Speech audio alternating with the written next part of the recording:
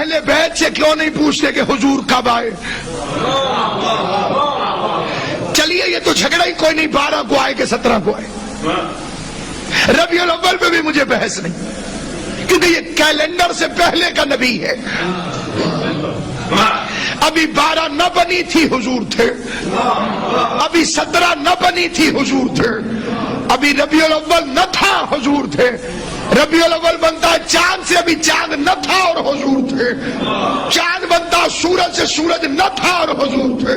سورج چلتا ہے نظام شمسی میں، نظام شمسی نہ تھا اور حضور تھے، کائنات نہ تھی، بنتا نبی جان وآدم بین الماء والتین،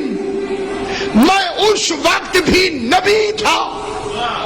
خالی تھا نہیں، خالی ہونے میں اور نبی ہونے میں بڑا فرق ہے۔ نبوت عہدہ ہے، آدم وجود میں نہ آئے تھے اور میرا نبی عہدے دار تھا، سلامت و آباد و شاد۔ ابھی آدم علیہ السلام کا وجود نہ تھا اور میرا پیغمبر عہدے دار تھا، تو توہین رسالت کا قانون بناؤ کہ یہ تو بتاؤ کہ جنہوں نے کہا کہ 40 سال حضور نبی تھے ہی نہیں، اور جنہوں نے یہ افسانے گھڑے کہ خود ہی پتا نہ تھا کہ میں نبی ہوں،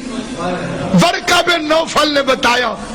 کہ اگر واقعی آپ نے یہ چیزیں دیکھی ہیں غار میں تو پھر تو آپ نبی ہونے والے۔ سامعین گرامی، بلال حبشی کو کسی نے خط نہیں لکھا تھا، وہ عشق رسول کی خوشبو سونگھتا ہوا آ گیا، یعنی بلال کو پتا چل گیا کہ آپ نبی ہیں، اور جو خود نبی ہیں انہیں پتا نہیں چلا کہ میں نبی ہوں۔ سلمان نے فارس چھوڑ دیا، تمبر نے یمن چھوڑ دیا، فضہ نے حبش چھوڑ دیا، انہیں پتا چل گیا کہ یہ نبی ہے۔ پڑھے لکھے دوستوں سے سوال ہے، عیسیٰ علیہ السلام نے جھولے میں کہا قالا انی عبد اللہ آتانی الکتاب وجعلنی نبیا، جھولے میں عیسیٰ نے فرمایا میں اللہ کا بندہ ہوں، نبی بن کر آیا ہوں۔ چھوٹا نبی جھولے میں نبی، امتی نبی جھولے میں نبی، اور وہ جو سید الانبیاء ہے جس کی خاطر کائنات بنی ہے، اسے معلوم ہی نہیں کہ وہ نبی میں ہوں۔ عیسیٰ جاتے جاتے کہتے یاتی من بعدی اسمہ احمد، میرے بعد ایک آئے گا اس کا نام احمد ہوگا۔ عیسیٰ کو معلوم ہے کہ احمد نبی ہوگا، اور احمد کو معلوم نہیں کہ میں نبی ہوں۔